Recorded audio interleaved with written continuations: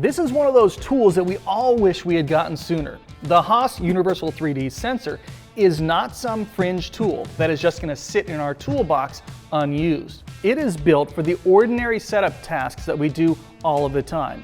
And this is a 3D, three-dimensional sensor, and it works in both X, Y, and Z.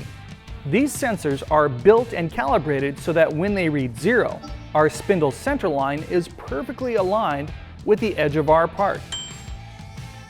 We jog to 0 and press part 0 set. Now there is no math involved, no subtracting for the radius of an edge finder. We will use the Haimer to measure the distance between our part and where we set our tools, and that value is our work offset Z. So always set up and ready to go. It can be used as a simple indicator to straighten a vise, to find the center of a hole or a boss, or just for measuring part features. It doesn't just do the job of an indicator and edge finder, it does the job better. And unlike an edge finder that needs to spin in order to work, the sensor can be used with our doors open.